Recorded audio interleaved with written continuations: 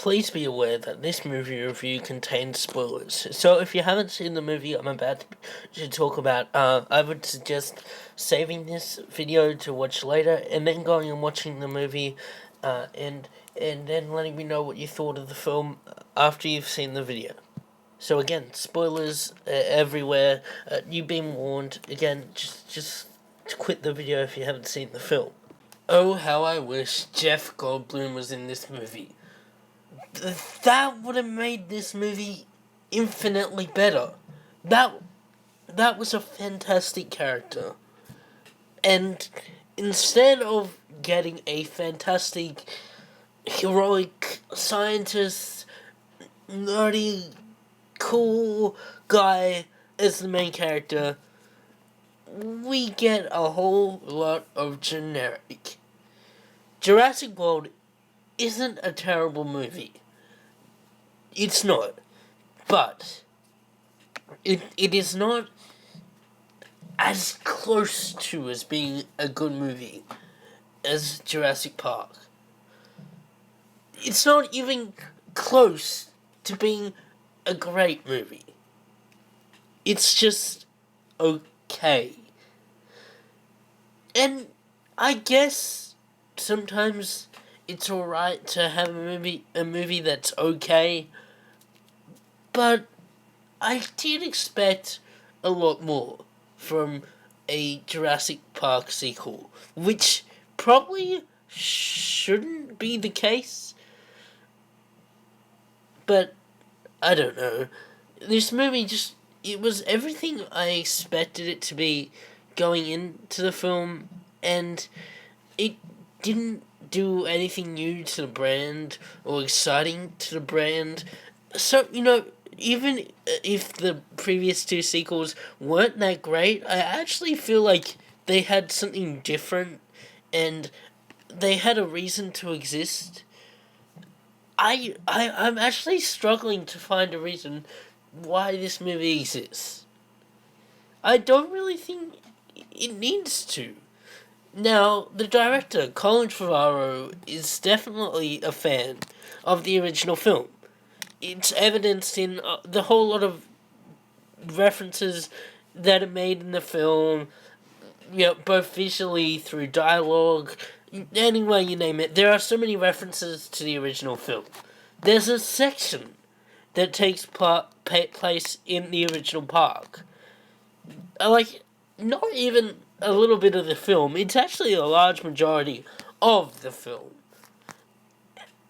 So, he's a fan, and unfortunately, I feel like he never got over the fact that he was making a Jurassic Park sequel. Because otherwise, he really doesn't do anything great with the directing. And even as a Jurassic Park director, I don't even think he really succeeded at that. He didn't really bring anything interesting to the dinosaurs. The Indominus Rex is just terribly plain bad guy. The human characters are boring. There's no sense of awe or fear that you get when watching the original Jurassic Park movie. So, what does Colin Trevorrow and his team have to add to the Jurassic Park mythology? The second one, we got to see another island. We found out that there's another island out there, so there's twice the dinosaurs. The third one, we were introduced to a Spinosaurus, a bigger and meaner dinosaur. And now we kind of just have the same movie. Dinosaurs get angry and attack humans. Yeah. So, Chris Pratt is a good actor. I really do like him in Guardians of the Galaxy, the Lego movie, and I like him here. But every time I see a picture of him in this movie, I just think, generic action man. There's nothing that separates him from being completely generic. The character, at least. There's no backstory. There's no really anything to really make us care for this character. I mean, there's a forced romance, I guess, between him and Bryce Dallas Howard that doesn't go anywhere. And when the film stops to start talking about that, their chemistry really didn't do much for me. And there's a relationship with the dinosaurs that he tries to sell, but it's just him interacting with CG dinosaurs. Like, why is that engaging? Why is that special? I don't know. I don't know. Bryce Dallas Howard, I really don't think she looked like she was enjoying being in this movie at all. Like, she didn't want to be there. Her character is fantastically boring and really stupid as well. She's no different to the archetypal female character that's in every action movie in the past 10 years. I saw this movie after I saw Mad Max through Fury Road, which actually has a fantastic female lead. To go back to kind of just like a boring main generic female love interest, I I can't say that I wasn't disappointed in that. She wasn't interesting. She wasn't fun or unique. She was actually just really bland. The two human villains in this movie, Vincent D'Onofrio and Irfan Khan. I'm just gonna call them generic bad guy 1 and generic bad guy 2, and I'm gonna move on from them. Like, there's really nothing to say. Vincent D'Onofrio wanted the Raptors for military purposes.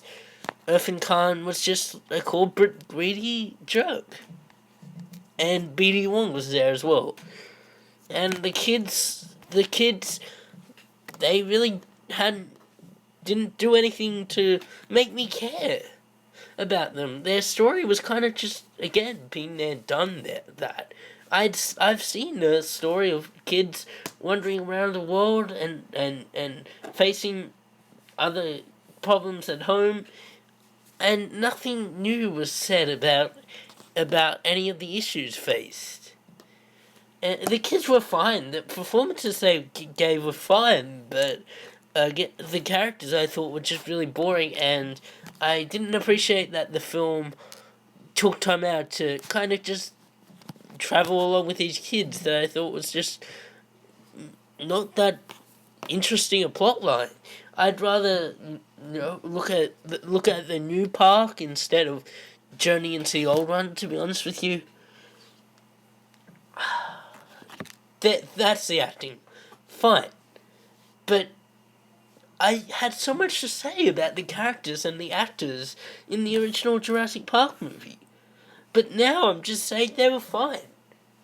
And this movie is fine, but it has a lot of good qualities, but it also just has a lot of meh qualities about it.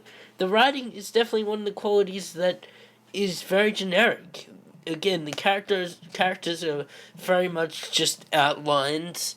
Although I did find some of the dialogue pretty interesting and not the typical dialogue that you would find in a big blockbuster movie. Some of it actually really stood out as being good dialogue. So I actually will have to say that was interesting. But it doesn't have a great villain, human or dinosaur.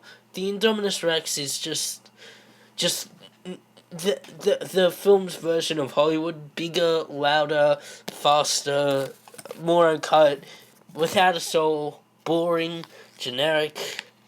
I really didn't care about anything that dinosaur did. It failed to leave an impression on me.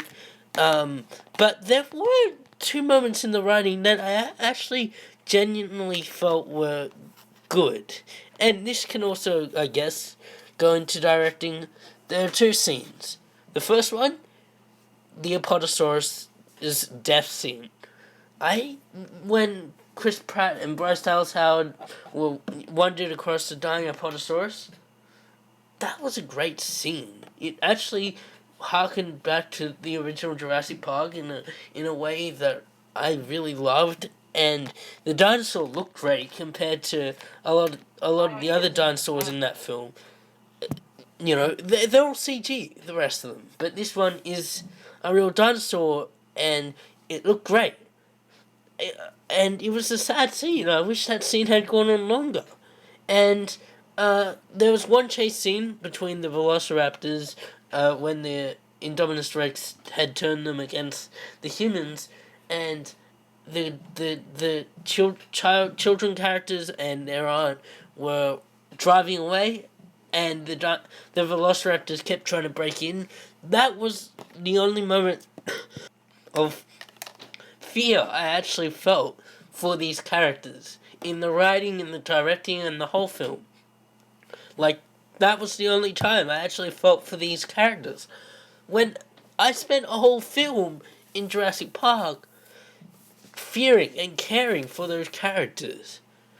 So, overall, Jurassic World, look, not have you angry necessarily. I'm not angry at Jurassic World. It's kind of hard to be because it's totally non offensive, easy to watch. You know, it's short, or at least it feels short, so that's a plus. It has some good moments, and I actually didn't hate it as much as I thought I would going into it, but it just isn't a great movie. It's just an okay movie, I would say, that just tries to too much to use the name Jurassic Park or Jurassic World, and without actually doing anything new with the brand. And but what do you expect from a Jurassic Park sequel? I guess not much. So let me know what you thought of Jurassic World. Did you like it? Did you hate it? Do you feel the same about me? Kind of just, it was okay, fine. Let me know down below in the comments.